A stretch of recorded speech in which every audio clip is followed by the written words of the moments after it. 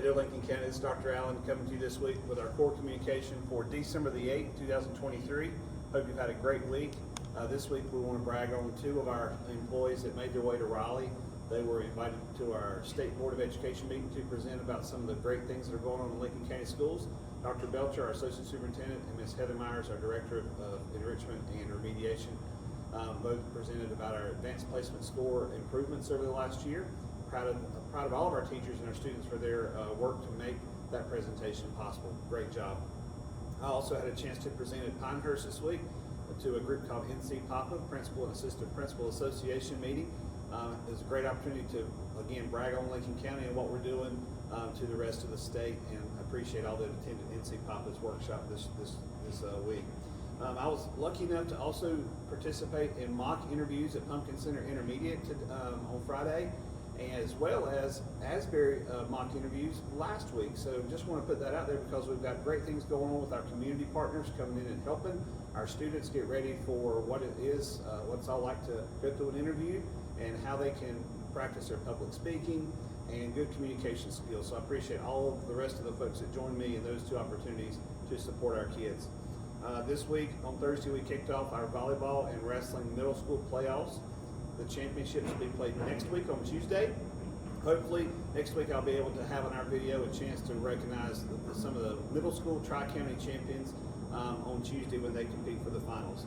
Today, though, we want to talk about literacy. And I have with me Laurie Sellers, our early literacy specialist for Lincoln County Schools. And if you haven't noticed, if you've got a kid or a grandkid in elementary school nowadays, things are a little different in how we teach kids how to read. So Laurie, summarize for me basically that. Summarize the changes in how we're teaching literacy different today. So all of our teachers are going through LETRS professional development. It is not a curriculum, it is a great professional development that is teaching us about brain research and the science behind reading. And so some things that we may have done in the past are not as good of strategies as we could have used. And so some things it validates what we're doing, and some things we've been changing. So we are definitely learning about how students need to decode the words in the stories, and making sure that we have that brain research for not only word recognition but also language comprehension to help with their reading comprehension. So you mentioned a key word, the science of reading. A lot of people don't think there's that, that brain research, the science. That's a good way of putting it. We're changing to basically follow the science of how our body responds to word recognition and creating new words.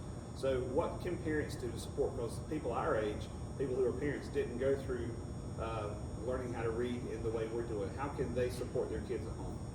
So definitely with environmental print, with things that the students recognize, and paying attention to those beginning sounds, and making sure that when they're reading with students, not just looking at the picture and guessing at the words, but really decoding the words and learning those letter sounds, and encouraging them to write, even if they are only getting beginning sounds. If they want to make the grocery list out and they only get B for bananas, that's great, and praise them for the writing that they do. And then anytime you can read to them, reading with your child is one of the best things that you can always do.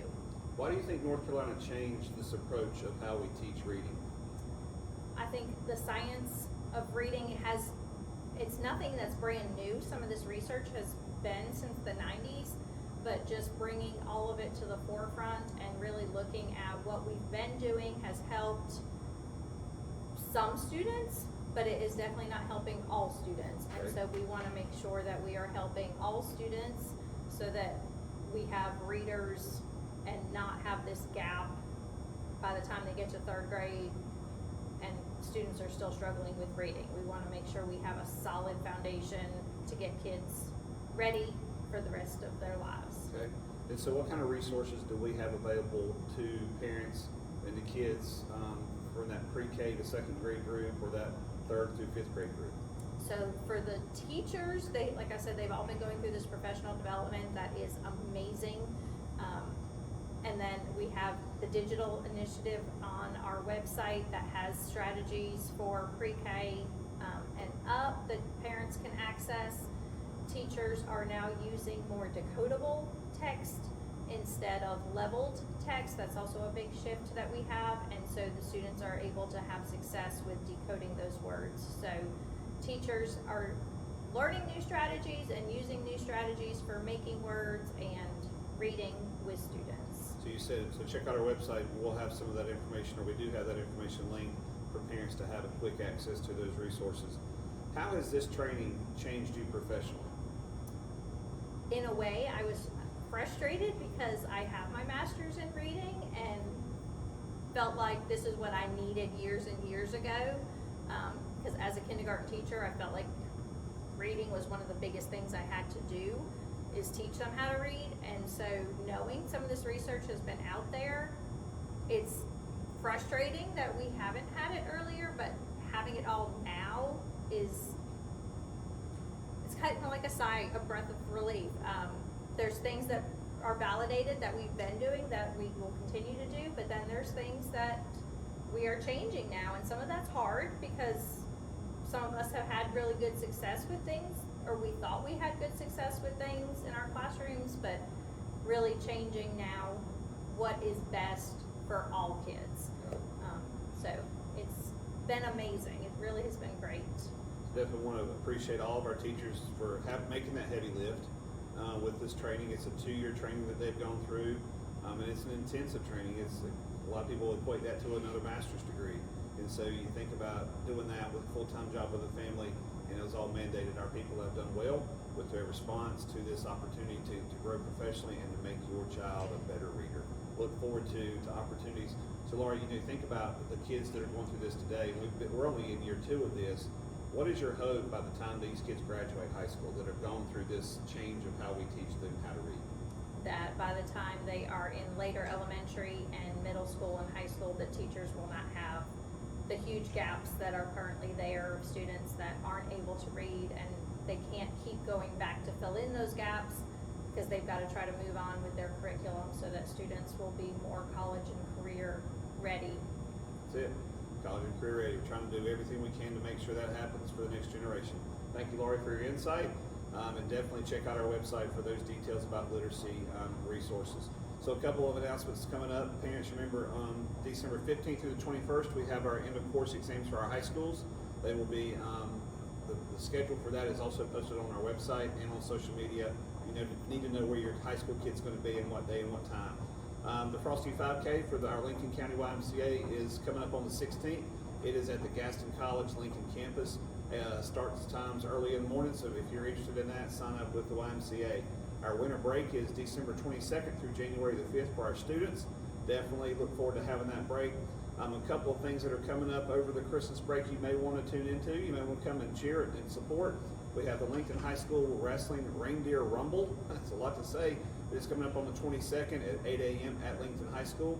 East Lincoln High School is hosting their annual Winter Jam basketball tournament December 27th through the 29th. And that's pretty much all day, all 3 days. And a lot of different teams from Charlotte, from this whole Lake Norman region are going to be participating.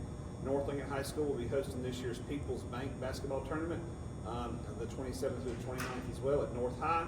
And last but not least, looking ahead into the new year, Lincoln Middle School will host their annual New Year's Shootout on January 5th and 6th, where we will have some middle school teams competing against other middle school teams at Lincoln Middle School. That is all of our announcements this week. We want to give a shout out to 3 of our business partners: My Brothers Bagel in Denver, West End Sales in Vail, and thank you, Tiger Roofing, all of you and your support for our schools, our students and our staff, and our school system. That's it for this week. Parents, help us to teach your child what it means to be safe and kind to others in their actions and their words. Y'all take care.